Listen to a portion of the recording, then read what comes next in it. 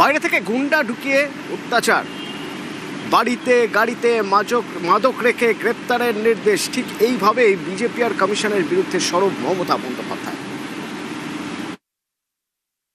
আজকে সবার বিরুদ্ধে অত্যাচার করবে, বাইরে থেকে গুন্ডা নিয়ে আসবে, আমাদের সবাইকে বাদ দিয়ে বাইরে থেকে ড্রাগ নিয়ে আসছে, আর্মস নিয়ে আসছে।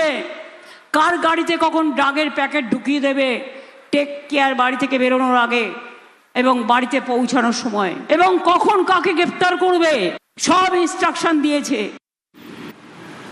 মমতা বন্দ্যোপাধ্যায় প্রচারে ঝড় তুলছেন উত্তর থেকে দক্ষিণ, বিভিন্ন জেলা, পশ্চিম থেকে পূর্ব, জেলা ধরে ধরে বিধানসভা আসনে যে যে জায়গাগুলো জরুরি সেই জায়গাগুলো গিয়ে নেতা কর্মীদের বার্তা দিচ্ছেন, প্রচারে ঝড় তুলছেন। কিন্তু মমতা বন্দ্যোপাধ্যায় নিজে প্রার্থী ভবানীপুরে দেখা যাচ্ছে ওদিকে শুভেন্দু অধিকারী মাঝে মধ্যে জনসংযোগ করছেন, প্রচার করছেন। মমতা বন্দ্যোপাধ্যায় ভবানীপুরে প্রচার কবে করবেন, কি তার সূচি জানবো। আবির রয়েছেন আমার সঙ্গে। আবির, জানতে পারা যাচ্ছে একদম নির্বাচনী প্রচারের শেষ অংশে তিনি তার নিজের যে কেন্দ্র ভবানীপুর সেখানে তিনি প্রচার করবেন। ইতিমধ্যেই ভবানীপুরের তিনি ঘরের মেয়ে এই বিষয়কে সামনে রেখে তৃণমূল কংগ্রেসের তরফ থেকে ভবানীপুরের নির্বাচনের জন্য তাদের যে রাজনৈতিক লড়াই তা শুরু করা হয়েছে এবং বিশেষ কতগুলো নেতাদের দায়িত্ব দেওয়া হয়েছে।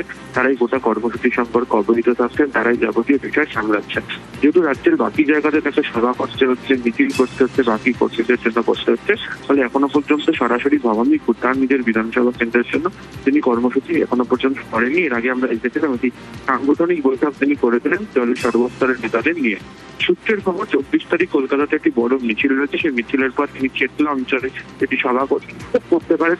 এছাড়া হচ্ছে 25 তারিখ, 26 তারিখ এবং 27 তারিখ সেই চিহ্নিত 82, 74 নম্বর, 70, 71, 72 নম্বর এই সমস্ত যে ওয়ার্ডগুলো রয়েছে সেই ওয়ার্ডগুলোতে তিনি জনসংযোগ সাজেন।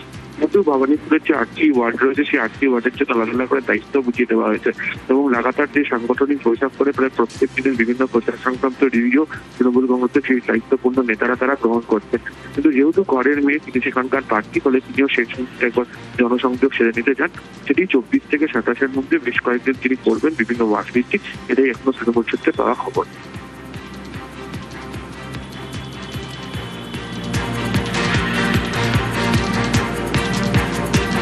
ধন্যবাদ আবির।